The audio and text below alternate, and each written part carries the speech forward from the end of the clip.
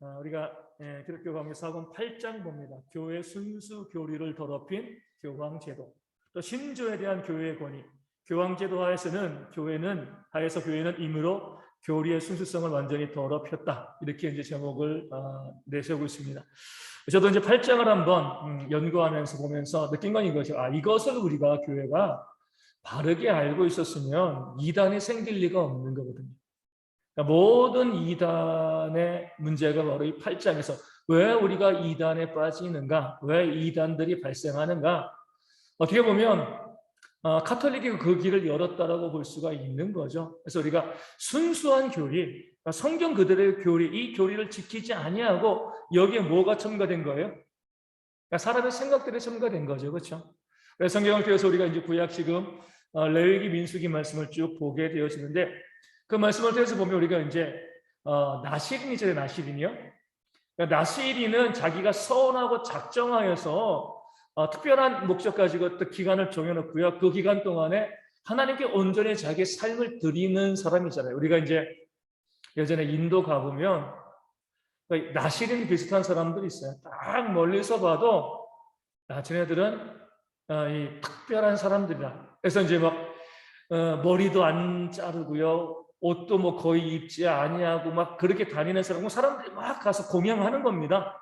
근데 보면은 성경이 말하고 있는 제도가 비슷해요. 아마 성경에서 그런 제도가 나왔다라고도 볼 수가 있죠. 나시린도 뭐예요? 그러니까 몸에 칼을 대면 안 됩니다. 그렇죠? 머리나 모든 걸 다 길게 놔두고, 그리고 이제 포도주를 마시지 말라고 했어요. 근데 포도주를 마시면 이제 사람이 술 마시면 실수하게 되어지면 남들 봤을 때 그 모양 자체가 나실인, 구별된 사람인데 술 마시고 막 실수하게 되어지면 하나님의 영광을 가리잖아요. 그렇기 때문에 포도주를 마시지 말라라고 하면서 이 차츰차츰 어디로 가요? 포도 열매도 먹지 말고 건포도도 먹지 말고 포도씨나 포도에 관련된 것 근처에도 가지 마라. 말씀을 볼 때 왜 하나님께서 이렇게 하셨을까? 왜냐하면요, 이게 하나를 열어놓으면 또 조금씩 열리고 또 조금씩 열리고, 뭐 포도주 마셔서 실수하지 않으면 되는데 건포도 괜찮지 뭐, 이거 뭐 술도 아니고. 건포도 먹다 보면은 생포도 먹고 싶거든요. 생포도 먹다 보면 어때요? 포도주도 생각나는 겁니다. 하나님께서 포도주만 안 마시면 되는데 뭐 실수하지 않는데 왜 건포도라든가 이 포도씨라든가 이 포도에 관한 모든 것들 다 금지하셨는가? 이게 하나가 허용되어지면은요, 차츰차츰 꼬리를 물면서 나중에는요, 나시린이 술까지 마시게 되어지는 겁니다. 그렇기 때문에 하나님께서 나시린으로 있는 동안에는 포도에 관한 것들은 쳐다보지도 마라. 이렇게 하심을 통하여서 그가 실수할 수 있는 기회를 막아버리신 거죠. 그러니까 나시린으로 온전히 헌신하게 만드신 거예요. 성경의 교리라든가 이단도 마찬가지입니다. 어디에서부터 시작되어지면 처음부터 이단되는 사람은 없어요. 우리 뭐 한국 보면은요, 처음엔 다 기성교회 가운데 있습니다. 조금씩 열리는 거예요. 사람의 생각들이 조금 들어오고 그것도 괜찮은 것 같아. 순수한 교리가 있는데 그 교리의 사람들의 생각이 조금씩 들어오고 또 용납하고 처음에는 아무것도 아니었는데, 우리 그런 그림 많이 그리잖아요. 두 선이 있는데 처음에 갈라질 때는 어때요? 조금만 있는데 나중에 지나가면서 더 크게 이제 이 차이가 벌어지는 것처럼 이단도 마찬가지입니다. 순수한 교리 그대로를 지키지 아니하고 자꾸 사람들의 생각이 들어오고 그 생각을 교회가 받아들이고 그것도 괜찮을 것 같아, 좋을 것 같아, 이렇게 하면서부터 어때요? 이단이 되어지는 거죠. 그래서 우리가 교회가 이 교리에 대해서 열어두는 부분들에 주의하셔야 됩니다. 이것도 괜찮고 저것도 괜찮고 이왕이면 다 옹심하라고 막 그렇게 이야기하는데 그렇지 않습니다. 그럴 때 교회는요, 교리에서 무너질 수밖에 없는 거죠. 카톨릭이 무너진 것도 마찬가지예요. 좋은 교리에서 시작했습니다. 뭐 어떻게 보면은 이 초대 교회를 계속 이어가는 것이 카톨릭이잖아요. 그럼에도 불구하고 너무나 쉽게 사람들의 그런 생각들을 받아들인 겁니다. 우리가 이제 구약에 보면은 아론의 두 아들, 그러니까 제1대 대제사장인 아론의 두 아들 이 나답과 아비후가 왜 죽었습니까? 하나님께서 명령하지 않은 다른 불을 들였기 때문에 죽었잖아요. 뭐 그것쯤이야. 사람들이 봤을 때는 뭐 하나님 좀 너무하신 거 아니냐. 그 백성의 지도자인데 아론의 아들이고 장차남이고 모세의 조카인데 좀 한번 그냥 뭐 좀 혼내시고 이렇게 하시면 되는 거지. 굳이 이 나답과 아비후를 죽일 필요가 있으시나 이렇게 이제 이야기할 수 있지만 만약에 그들을 살려두면은요. 그러면 백성들이 죄를 짓는데 담대해집니다. 그러면은 종교 전체가 부패하는 거죠. 초대 교회에서 우리 지난 수요일에 말씀드린 것처럼 구약의 나답과 아비후 사건과 똑같은 것이요. 아나니아와 삽비라가 헌금 드리다가 죽은 사건이죠. 헌신하다가 죽은 거잖아요. 아니 그래도 뭐 약속한 대로 헌금을 다 드리지 못했지만 그래도 드렸는데 안 드린 것보다 낫지 않습니까? 헌금 드린 사람을 왜 죽이십니까? 이렇게 이야기할 수 있지만 그들을 살려두면 이제 막 세워진 초대교회가 어때요? 금방 타락하게 되어집니다. 그래서 우리가 성경을 보면 처음에는요 엄격하게 법을 집행해요. 사람들에게 이 모범을 보이는 거죠. 갈수록 좀 느슨해집니다. 하지만 처음에는 어때요? 엄격하게 사람을 죽이기도 하고 목숨을 빼앗기도 하시는 거죠.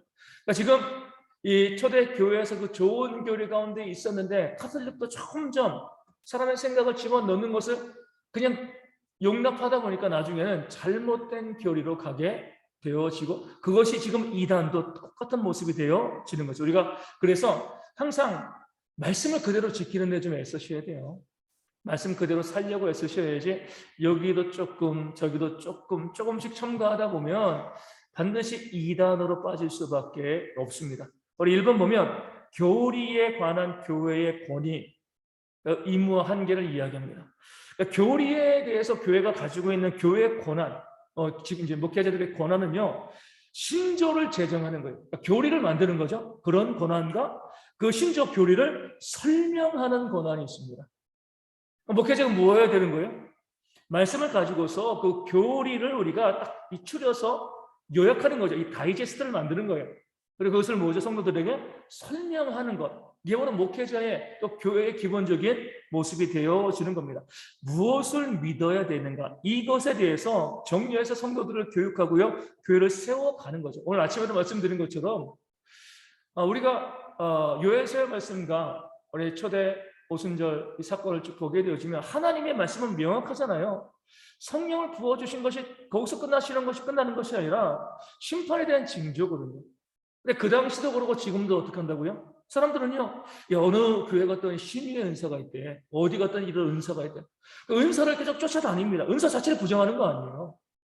은사를 주신 목적이 무엇인가? 그것은 바로 심판의 징조이다. 은사가 주어졌을 때 곧 여사님께서 이 땅 가운데 재난을 주시고 재림과 심판의 역사가 일어난다. 여기에 이어져야 되는 거죠. 이것을 우리가 세워가는 것이 교리를 세워가는 겁니다. 그렇게 하지 않고요. 그냥 이런 놀라운 역사가 일어났어. 거기에 감탄하고 흥분하고 또 자랑하고 사람들이 몰려들고 여기에 그친다라고 하면은요. 교리를 세워가는 것이 아니죠. 성경을 통해서 하나님의 말씀 주신 말씀의 의미와 그 앞으로 진행될 과정 모든 것을 바라보면서 그것을 정리하여서 교인들에게 알려주고 또 그것을 교인들에게 설명해 주는 것. 이것이 바로 교회가 기본적으로 감당해야 될 그런 사명이 되어지는데 이런 교리를 제정하고 또 교리를 가르치는 하나님의 일꾼들이 어떤 생각을 하게 되면 나는 그리스도의 종이고 동시에 그리스도 안에 있는 사람들의 종이다. 이 두 가지 고백이 있어야 돼요. 예수님의 종이고 교회 성도들의 종이다. 그러니까 봉사한다는 그런 마음을 가지고 있어야 되는 거죠. 그렇기 때문에 우리가 이 교리를 세우고자 했을 때 이 교리를 세우는 것이 곧 교회를 세우는 것인데 그리스도께서 그리스도의 권위를 유지하실 수 있도록 노력해야 됩니다. 교회를 세운다는 것은요. 예수님께서 예수님의 권위를 유지할 수 있도록 노력하는 거예요. 어떻게 하는 것이 예수님의 권위를 유지할 수 있도록 노력하는 거예요? 어버이날인데 우리 자녀들이요. 부모님의 권위를 계속해서 유지하기 위해서 그러니까 부모님의 권위를 세워드리기 위해서는요. 그게 가정에 세우는 거잖아요. 어떻게 해야 돼요?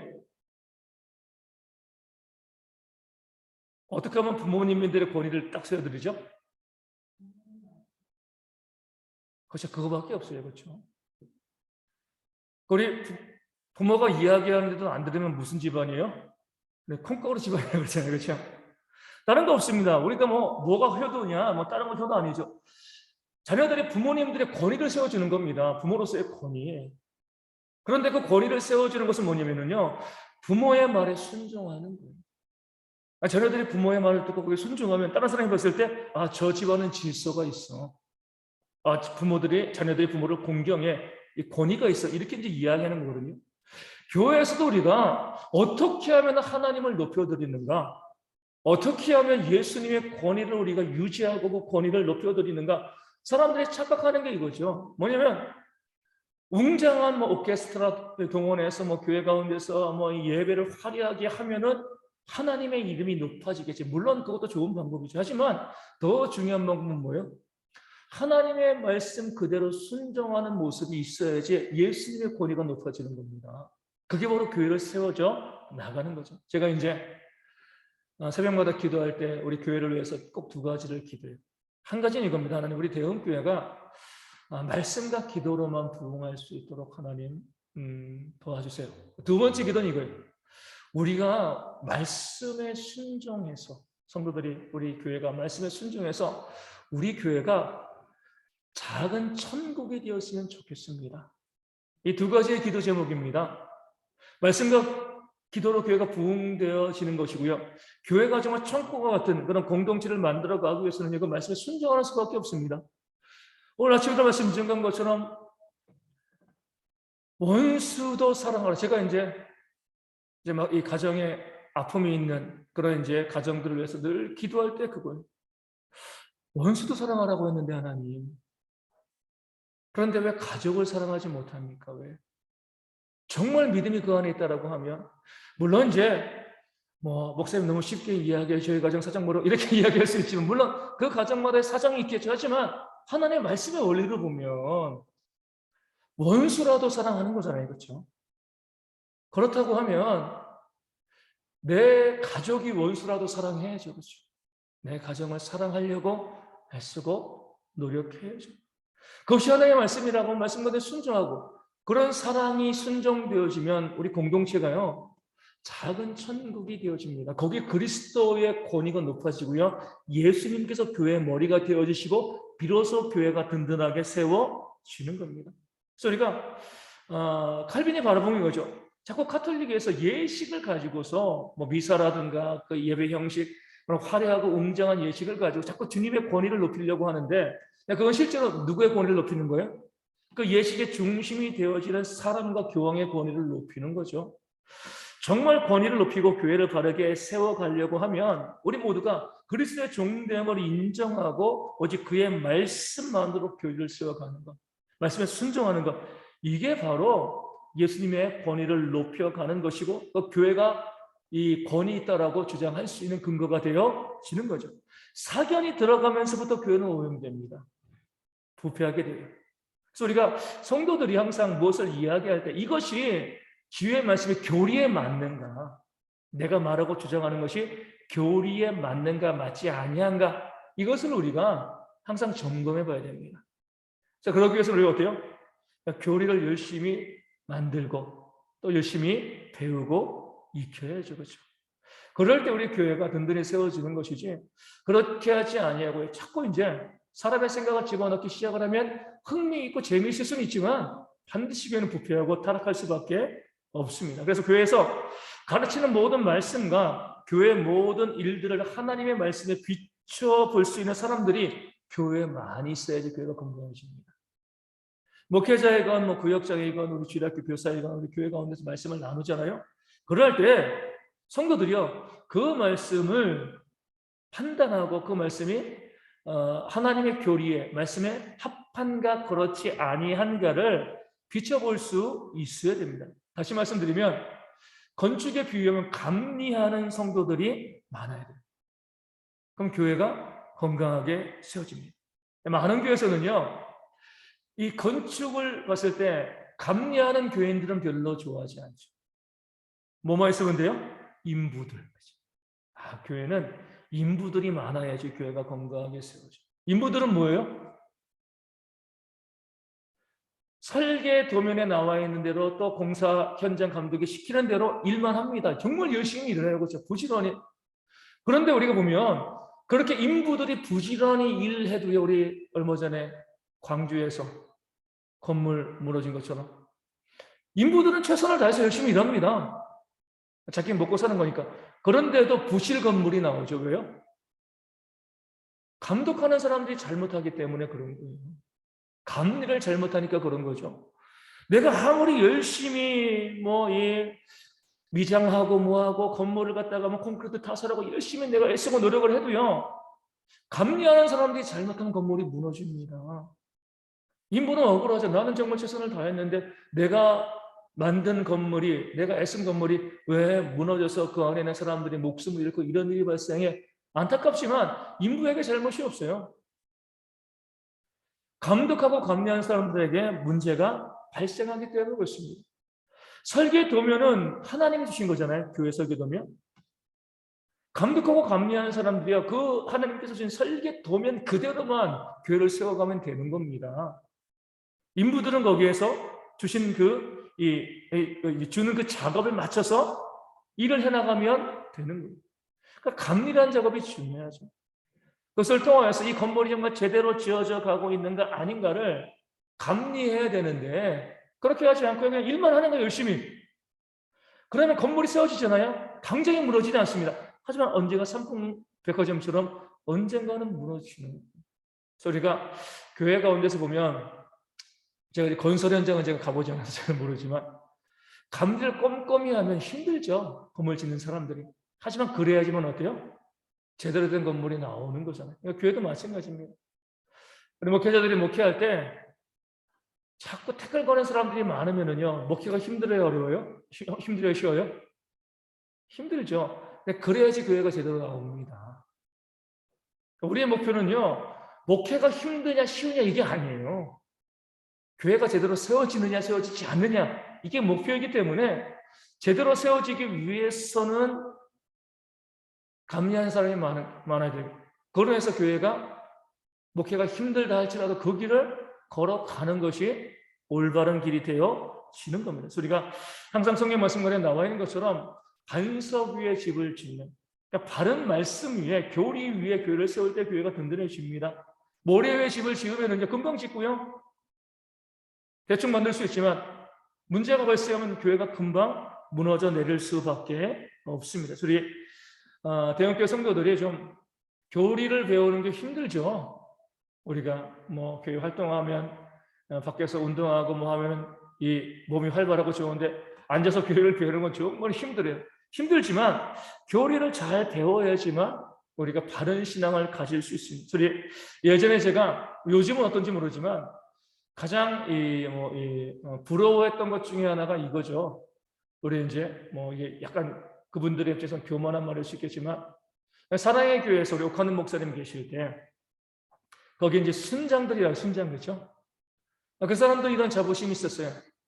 사랑의 교회 순장이면 웬만한 교회 목사보다 낫다. 이런 자부심을 갖고 있었어요. 그만큼 힘들지만 열심히 교리를 배우고 훈련하고 아는 거죠. 근데 우리도 그래야 돼요. 우리 대형교회 교인이라고 하면 웬만한 교회 목사님보다 낫다. 이렇게 우리가 내 스스로를 갖다가 거기에 위치를 두셔야 돼요. 에이, 내가 교인인데 그냥 인부처럼 시키는 대로 일만 하고 봉사하고 헌신하면 이것으로 다 된 것이지. 이렇게 하지 마시고요. 바른 교리를 알고 그래서 진리를 분별해낼 수 있는 그런 훈련들이 되어야 합니다. 그러기 위해서 좀 우리가 힘들더라도 교리를 계속해서 배워 나가야 되는 거죠. 우리 학생들 보면은요. 저도 이제 요즘 우리 정인이가 고등학교 1학년이니까 한번 내가 이제 고등학교 1학년 수학을 좀 한번 보면 내가 가르쳐 줄 게 있을까? 책 보면 어때요? 하나도 몰라요. 아는 게 없어요. 고등학교 때 열심히 수학 공부했는데 지금 보면 아는 게 없어요. 뭐냐면은 아이들이 여기 있는 분들도 마찬가지지만 우리 중고등학교 때 학교에서 배웠던 거 지금 써먹고 있습니까? 정말 열심히 배우고 성적 올리기 위해서 애쓰고 노력했는데 그것이요 수학 시간에 배운 거, 영어 시간에 배운 거 우리 맨날 한글만 쓰잖아요, 그렇죠? 수학 시간에 배운 것들 이런 것들 우리 거의 안 써먹거든요. 그럼에도 왜 아이들이 학교에서 공부를 해야 되지? 왜 공부를 해야 돼요? 나중에 하나도 써먹지 않거든요. 근데 왜 아이들이 그렇게 지루하게 매일매일 학교 가가지고 교실에 앉아가지고 또 학원까지 가면서 그렇게 평생 다시 써먹지 않을 걸 배워요? 왜 배우죠? 우리 김옥호 권사님? 네? 어떤 거요? 단계를 올라가기 위해서. 그럼 단계를 올라가면 올라가죠, 그렇죠? 왜 그런 단계를 올라가요? 보면은요, 제가 쭉 보면 그래요. 아, 우리 학교에서 왜 아이들이 이렇게 쓸데없는 걸 가르치냐? 아이들 정말 나중에 이걸 내가 어디다가 써먹어 이렇게 할 것들을 왜 아이들을 가르치는가? 배우는 훈련을 하는 겁니다. 배우는 훈련. 어떻게 보면 공부하는 훈련, 그 스스로를 절제하는 그런 훈련들을 하는 거예요. 배운 거 아무짝에나 쓸모 없습니다. 근데 그렇게 훈련하는 것들이 나중에 어때요? 그들의 삶에 무엇인가 일을 할 때 큰 도움이 되어 좋은 습관을 들이는 거죠. 우리가 교리를 공부하는 것도 마찬가지. 우리 교리 배워가지고 밖에 나가서 써먹을 때 있어요? 한 군데도 없습니다. 교리 배운 거 가지고 뭐 우리 장사합니까? 뭐합니까? 안 하잖아요. 그렇다고 이단들을 매일 만나가지고 토론하는 것도 아니잖아요. 아, 저 교리 배워가지고 우리가 뭐해요? 하지만 지속적으로 이것을 배우는 것이요. 결국엔 우리가 진리 가운데 거하고 온전한 신앙생활을 함에 있어서 큰 도움과 유익이 되어지는 겁니다. 그렇기 때문에 우리가 힘들더라도 이 시간을 함께 배우고 또 나갔으면 좋겠습니다. 그러면서 이제 이 칼빈은요, 성경에 있는 모든 인물들, 예수님을 포함해서 모든 인물들이 말씀만 가지고 생각했다는 것을 하나씩 제시합니다. 자, 첫 번째 보면 첫 번째 이제 이번에 교리에 관한 모세와 제사장들의 권. 모세와 제사장도 뭐예요? 자신들의 말을 선포하지 않았다는 거죠. 말라기 2장 7절을 보면 제사장의 입술은 지식을 지켜야겠고 말씀이죠. 사람들은 그의 입에서 율법을 구하게 되어야 할 것이니 제사장은 만군의 여호와의 사자가 됩니다. 제사장은요, 뭐 제사 드리고 하는 그런 뭐 사람들이 아니라 뭐예요? 지식을 지켜야 되는 거예요. 말씀을 그 입술에 담아두고요. 사람들은요, 제사장에게 뭘 요구해요? 율법을 구해야 되는 거예요. 말씀을 구하는 거죠. 우리 교회, 요즘 교회로 적용하면 목회자는 뭐 하는 사람? 말씀을 증거하는 사람이에요. 성도들은 목회자에게 무엇을 요구해야 돼요? 율법을, 말씀을 요구해야 돼요. 내가 이번에 이 사업을 하는데, 내가 이 길을 가는데, 이런 일을 결정하는데, 목사님, 하나님의 말씀에 비추어 봐서 이것이 옳은가, 어떻게 하는 것이 바른가 좀 알려주십시오. 이게 바로 목회자가 존재하는 이유가 되어지는 거예요. 개인의 신앙, 교회 생활도 있지만 내 삶에서 내 자녀들이 또 내가 하는 모든 일들 가운데서 하나님의 말씀의 원리, 교리가 내가 하고자 하고 계획하는 일에 어떻게 적용되어질 수 있겠습니까? 물어보고요. 그 원리에 따라 가는 것들. 이것이 바로 우리가 교회 가운데 목회자가 존재하는 이유가 되어지고요. 성도들은 그런 것을 목회자에게 구해야 됩니다. 이런 일들이 거의 없잖아요. 그렇죠? 하나님의 말씀을 증거하고 선포하고 여기서 그치는 것이지 정말 그 말씀이 내 삶에 어떻게 교리적으로 연결되어지는가. 내가 결정하고 내가 행하는 일들, 내 부부의 관계, 부모와 자녀의 관계, 이웃 간의 관계, 또 직장에서 동료들과의 관계, 이 모든 관계 가운데 하나님의 말씀이 어떻게 내 삶에 연결되어지고 적용되어지는가, 여기에 대한 고민을 가지고 목회자에게 그 답을 구할 수 있는 것이 성도들의 모습이 되어야 하는 거죠. 그것이 바로 교회 또 목회자가 세워지는 그런 중요한 이유가 됩니다. 그래서 오늘 말씀에 말라기 2장 7절에 제사장은 만군의 여호와의 사자, 보내심을 받은 자, 하나님의 뜻을 전하는 자가 되어야 한다. 이것이 바로 모든 목회자들의 기본적인 모습이 되어야 합니다. 그렇기 때문에 목회자가 하나님의 말씀을 증거하지 않은 목회자라고 부를 수가 없죠. 잘못된 말씀을 증거하지 아니하도록 성도들이 또 지켜볼 수 있어야 됩니다. 또 예언자들 봅니다. 3번에 보면 에스겔 3장 17절에 인자야 내가 너를 이스라엘 족속의 파수꾼으로 세웠으니 너는 내 입의 말을 듣고 나를 대신하여 그들을 깨우치라. 예언자들이 그냥 미래의 일을 예언하고 이게 아니에요. 왜 선지자와 예언자들을 세웠는가? 내 입의 말을 듣고 나를 대신하여 그들을 깨우치라. 하나님의 직접 사람들 일일이 찾아가가지고 깨우치시지 않는다는 거예요.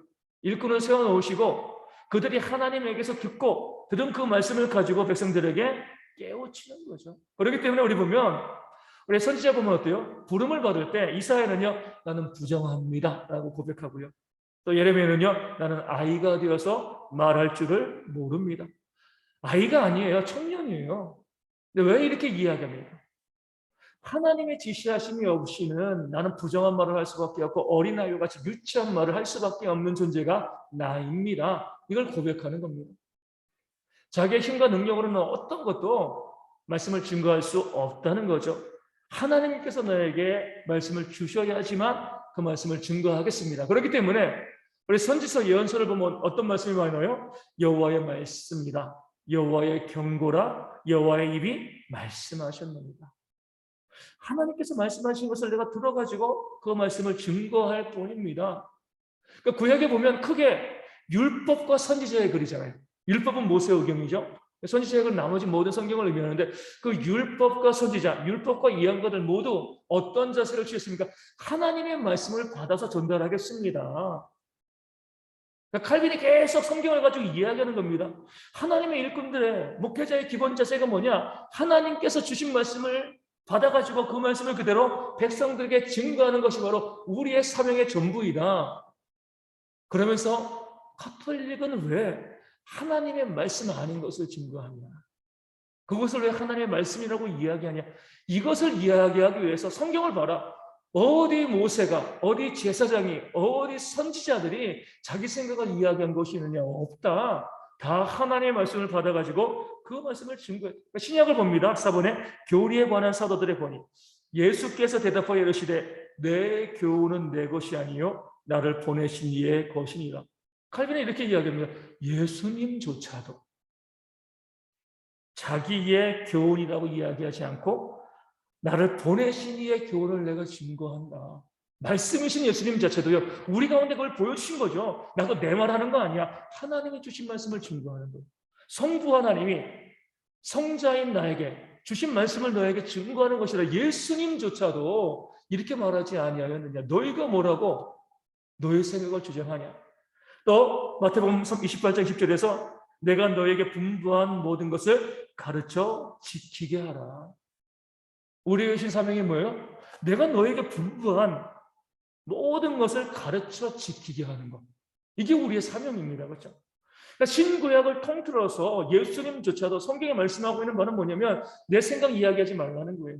내 교훈 이야기하지 말고 내 생각 첨삭하지 말고 하나님의 말씀을 받아서 그 말씀을 그대로 풀어서 증거하는 것. 이것이 바로 모든 사역자들의 기본적인 자세이다. 이것을 칼빈의 성경을 가지고 증거하고 있는 거죠. 다섯 번째 보면 계시의 단일성과 다양성이 있습니다. 계시의 단일성은 이거예요. 오직 말씀을 주시는 분은 하나님이시라는 거죠. 다른 계시가 존재하지 않는 겁니다. 하지만 그 계시를 받는 방법에는요, 다양성이 있어요. 계시를 주시는 분은 하나님이신데 다양하게 받습니다. 내가 직접 말씀을 읽어서 내가 받을 수도 있고요. 설교를 듣고 전도를 통해서 복음을 가르침을 받음을 통해서 계시를 받을 수도 있습니다.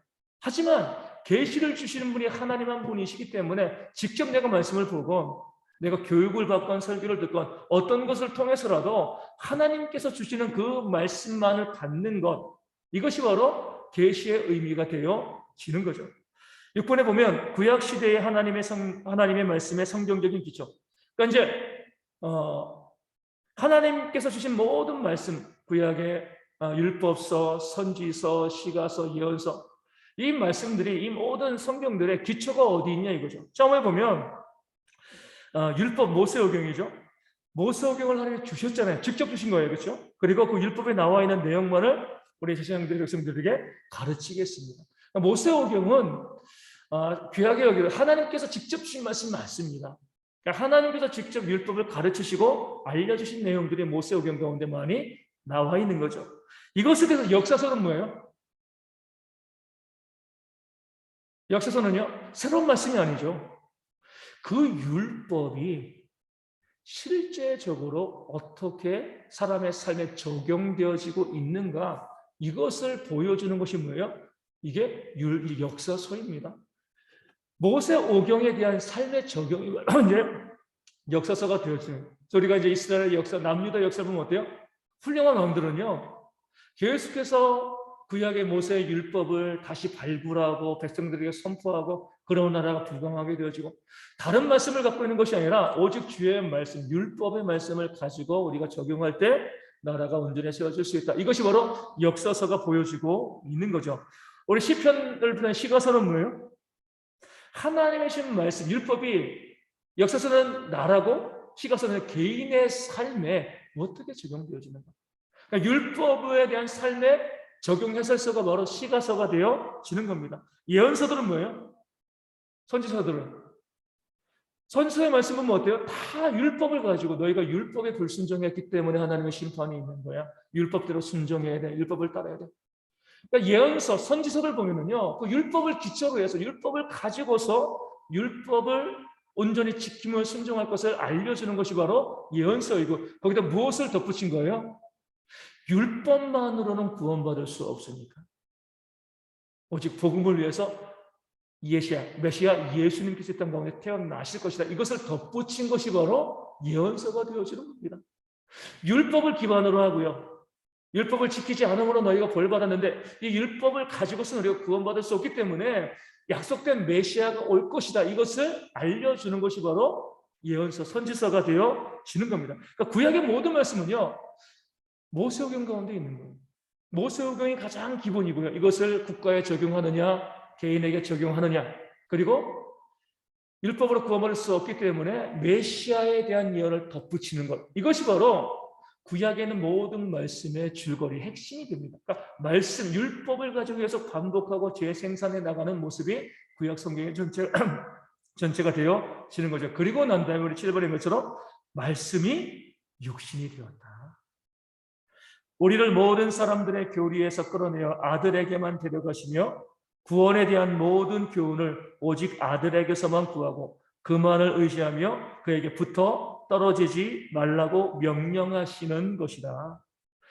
말씀이 육신의 되심을 통해서 우리가 계시가 완전해진 거죠. 희미하던 것들이 이제 분명해진 겁니다. 그렇기 때문에 성도들은요, 다른 사람들에게 계시를 구하시면 안 돼요. 하나님께서 명확하게 우리 가운데 보여주시는데 예수님께 계시를 구하고 그 말씀에 따라서 해석을 해야지, 다른 계시, 다른 특별한 계시를 우리가 받기를 사모하고 그런 계시를 따라가는 모든 것도 이단이 되어지는 겁니다. 직접 우리 가운데 오셔서 율법을 완성하시고야 말씀을 주셨거든요. 그 말씀 그대로 보시면 되는 겁니다. 다른 말씀, 다른 것들을 구하는 것 자체가 잘못된 거죠. 말씀이 육신이 되었을 때 가운데 오셨기 때문에 그렇습니다. 8번에 보면 그리스도가 명하신 것을 가르칠 권한을 사도들은 받았다. 그러니까 사도들은 구약의 말씀이 예수님께 성취되었다. 오늘 아침에도 말씀드린 것처럼 우리 예수의 예언이요, 오순절에 성취된 거잖아요. 구약에 있는 모든 말씀들이 예수님에게서 성취된 사실을 가르쳤습니다. 또한 예수님께 들은 말씀을 또 전했죠. 말씀을 전하면서 성령의 해석자가 되어주시고 오직 하나님의 말씀만을 전하게 하셨습니다. 그러니까 사도들이 예수님의 말씀을 가르칠 수 있는 것 자체가 그들의 권리였고 권한이었어요. 그러니까 사도들이 봤을 때 뭐 교회 가운데 높임을 받고요, 뭐 교회를 행정적으로 다스리고 헬라파, 뭐 과부, 히브리파 과부해서 뭐 부지하고 뭐 이런 권한이 아니라 사도들이 가지고 있었던 자부심과 권한은 뭐냐면 내가 하나님의 말씀을 받아서 이 말씀을 내가 사람들에게 선포하고 가르칠 수 있다. 그런 권한이 우리 가운데 주어졌다. 여기에 대한 자부심들이 이 사도들 가운데 있었습니다. 오늘 우리도 마찬가지입니다. 우리 신앙생활하면서 어떤 자부심이 우리 가운데 있어야 되는가? 하나님의 말씀을 내가 받았고 그 말씀을 내가 알고 있고 그 말씀을 내가 가르칠 수 있고 내가 그 말씀을 적용시킬 수 있고 그 말씀을 전할 수 있는 것에 대한 자부심이 있어야 돼요. 교회 다니면 뭐가 좋아? 그러면 이제 우리 뭐라고 이야기해요? 믿지 않는 사람들이 물어보잖아요. 아, 교회 열심히 다니는데 교회 다니면 뭐가 좋아? 뭐라고 이야기를 해요? 우리 뭐라고 말씀하시죠? 천국에 가고 이제 뭐 성도들도 좋고 교회 식당 밥도 맛있고 주일 예배도 좋고 목사님 말씀도 좋고 막 이야기하는데 교회 다니면 뭐가 좋은가? 우리 뭐 세상에는 많이 이야기할 수 있어요. 믿지 않는 사람은 이해를 못하니까 우리 스스로 내가 왜 교회를 다니는가? 교회 다니면 무엇이 좋은가? 하나님께서 그 말씀을 내게 주셨다는 거예요. 그 자부심이 있어야 돼요. 아무도 알지 못하는 진리의 말씀이거든요. 그 감춰진 비밀, 그 계시의 말씀을 우리 가운데 내게 주셔서 그 말씀을 내가 가지고 영생을 소망하고 이 말씀 가지고 세상의 모든 악한 영들의 진을 파고요. 하나님께서 원하시는 그 삶을 내가 살아갈 수 있는 것, 내가 전혀 다른 사람이 되었다는 것. 우리가 말씀의 검이라고 그러잖아요. 그렇죠? 다른 건 다 수비, 몸을 보호하는 그런 무기지만 그 칼만, 공격 무기는 뭐예요? 말씀의 검, 성령의 검이거든요. 그렇죠? 전신갑주 중에서 우리가 정말 세상을 공격하고 나가는 것은 이 칼밖에, 말씀밖에 없습니다. 저도 그러고 우리 성도님들도 마찬가지예요. 뭐 교회 다니고 형통할 수 있습니다. 물질복 받을 수 있고 건강복, 많은 복을 받을 수 있지만 우리가 내 스스로 내가 교회 왜 다니는가? 교회 다니는 게 뭐가 좋은가? 내가 바로 이 말씀을 받았다는 거예요. 이 말씀을. 하나님의 말씀이 내게 주어졌고 내가 이 말씀을 볼 수 있고 이 말씀을 내가 해석하고 말씀대로 살아갈 수 있는 그 복이 우리 가운데 있는 겁니다. 그러니까 말씀의 복을 우리가 이 말씀에 대한 자부심이 없으면요 신앙이 무너집니다. 흔히 말하는 것처럼 착하게 사는 것은 조폭도 이야기하고 절도 이야기해요. 그렇죠? 모든 종교가 똑같이 선한 삶을 이야기합니다. 선행은 어디나 다 있어요. 봉사도 있고 우리 지금 저희 집 앞에 있는 그 하나님의 교회에서 맨날 이야기하는 게 봉사잖아요. 우리가 뭐 영국 여왕 엘리자베스의 상을 받았고 봉사하고 뭐하고 지금은 안 그러지만 이 코로나 이전에는요 토요일만 되면 이 하나님의 교회에서 이 젊은 애들이 조끼 입고 때를 지어다 이 그지를 청소합니다. 봉사한다 봉사한다 봉사한다. 우리는 이렇게 우리는요 그런 거 자랑할 거 아니에요.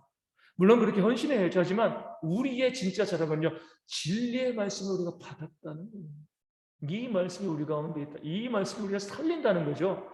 진리의 말씀을 받았다는 것 자체가 뭐예요? 예수님을 받은 거예요. 어제 이제 우리 요즘 정준이가 코로나 확진되고 난 다음에 가장 하고 싶었던 게 뭐냐면은 버스랑 지하철 타고 다니는 거.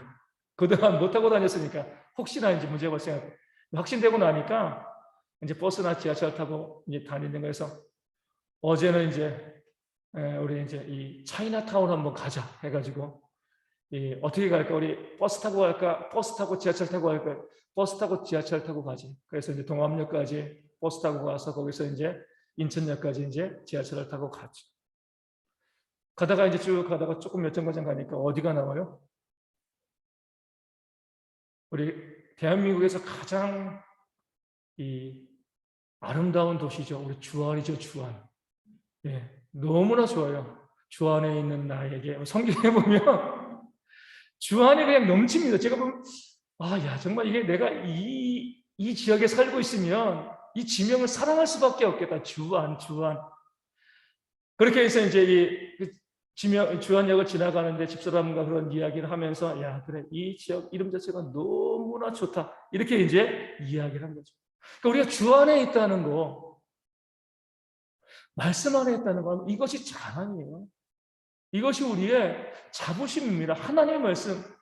여러분 다른 교회랑 아까도 말씀드린 것처럼 많은 교회도 있습니다. 우리 교회를 부정하는 게 아니라 다른 교회랑 우리 교회랑 또 이 여러 교회 중에 우리 교회가 좀 구별되어질 부분들은 말씀이에요. 말씀. 하나님의 말씀을 바르게 알고 있고 그 교리를 바르게 증거하고 교리대로 살아가고자 하는 그런 모습이 있을 때 물론 그렇게 교리대로 살아가지 사랑도 하는 거죠. 그렇죠? 말씀에 사랑하라고 하셨으니까. 교리대로 살아간다고 해서 우리 정죄하고 이런 교회가 아니에요. 그렇죠? 말씀대로 살아가니까 사랑하는 거예요. 바른 교리대로 작은 천국을 만들어가는 그런 교회를 우리가 세우고 난 다음에 나중에 하나님 품에 가가지고 여러분 이렇게 이야기하죠. 너 이 땅에서 뭐 했어? 제가 대형교회 섬겼습니다. 그러면 착하고 충성된 종아 이렇게 이야기할 교회를 만들어 가야 돼요.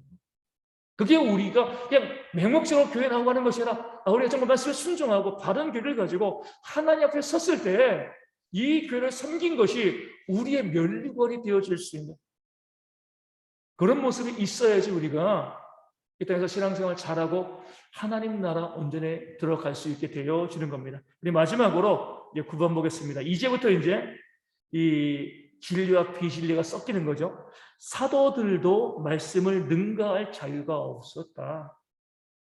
그들의 후계자들은 더욱 없었다. 왜 사도들을 이야기하냐면 사도들이 성경을 기록했잖아요. 그렇죠? 그러니까 사도들이 성경을 기록했으니까 카톨릭은 뭐라고 이야기해요? 그 사도의 후계자인 우리도 지금 성경을 기록할 수 있다. 말씀을 기록할 수 있다. 우리가 기록한 말씀은 성경이다. 이렇게 주장을 한다는 거예요.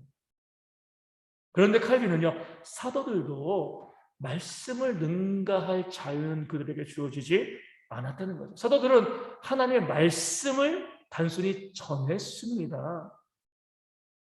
그 당당함으로 사역을 해 나간 것이죠. 자기 생각을 주장했으면요 당당할 수가 없는 거예요. 물론 성경을 기록했습니다. 성경은요 모든 성경은 하나님의 감동으로 된 거죠.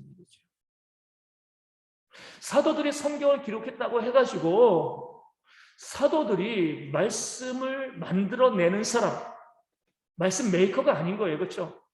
성령의 감동을 받아서 말씀을 기록한 기록자이죠. 메이커가 아니에요. 그런 마음으로 성경을 기록했습니다. 그리고 성경의 계시는요 완성된 거죠. 그렇죠? 사도들의 후계자들 가운데로 성령이 임하셨습니다. 하지만 말씀을 기록하게 하지는 않으셨어요. 성경이 완성되었기 때문에.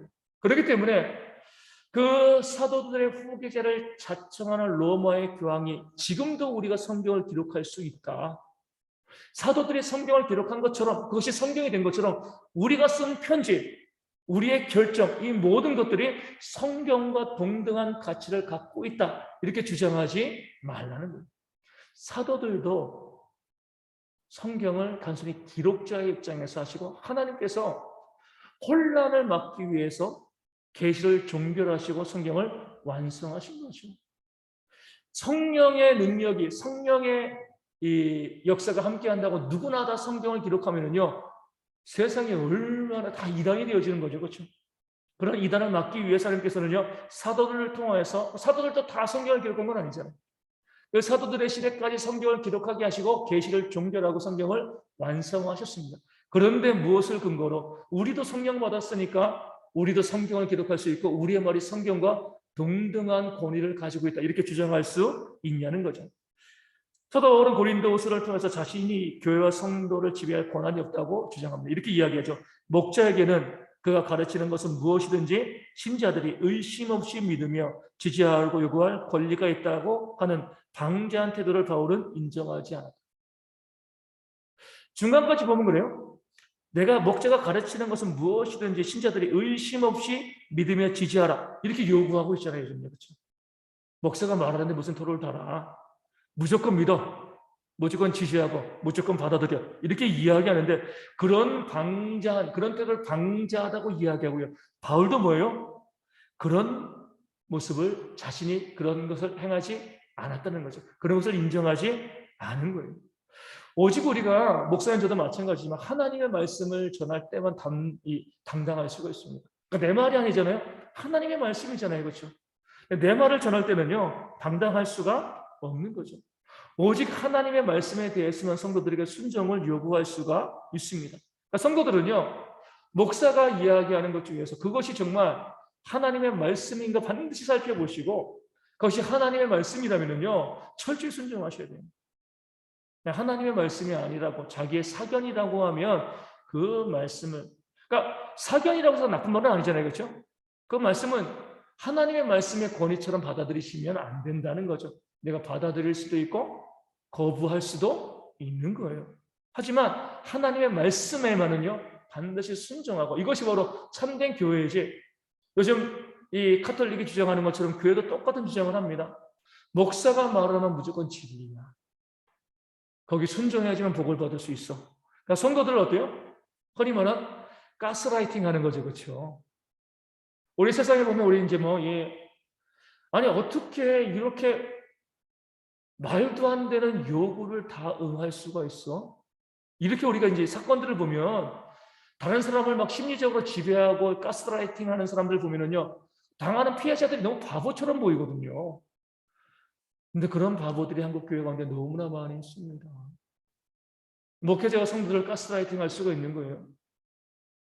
오직 진리만을 담백하게 증거하고 성도들이 그 진리를 받아들이면 되는데 목회자의 말을 들어야지만 복받을 수 있다. 이 축복의, 이 복의 권리를 목회자가 독점하고, 그러니까 성도들이 저거는 성경 말씀 아닌 것 같은데, 하나님의 말씀에 좀 어긋나는 것 같은데, 그래도 목사님이 내가 순종하지 않아서 우리 가정에서 기도해 주지 않고 축복해 주지 않으면 우리 가정에 좀 문제가 발생할까 봐. 그러니까 여기에 성도들이 자꾸 끌려가면서 때로는 성경 아닌 말씀에도 성도들이 순종하고요. 그러다가 진리에서 벗어나는 경우들이 많이 있습니다.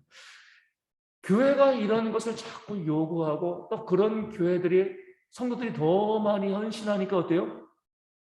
더 급속히 부흥되어지는 경향들이 있습니다. 우리가 주의하셔야 돼요. 칼빈이 그것을 이야기하고 있는 겁니다. 오직 주의 말씀만을 증거하고 그 말씀에만 순종하고 우리가 감리하는 자가 되어서 그것이 하나님의 말씀에 부합하지 아니하면 그것이 아니라고 이야기할 수 있는 모습이 있어야지 교회가 그리스도의 권위 아래 바르게 세워질 수 있다. 그래서 그런 교회를 우리 교회도 그런 교회가 되어지고요. 그런 교회들이 땅 가운데 많아질 수 있도록 우리가 또 많이 애쓰고 협력하는 모습들이 있어야 할 줄로 믿습니다. 여기까지 하고 우리 하고 싶은 찬송 있으면 말씀해 주시고요.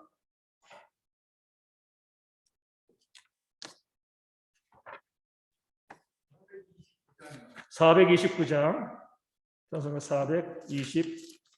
429장입니다. 세상 모든 풍파노를 흔들어 함께 찬송하도록 하겠습니다. 429장입니다. 429장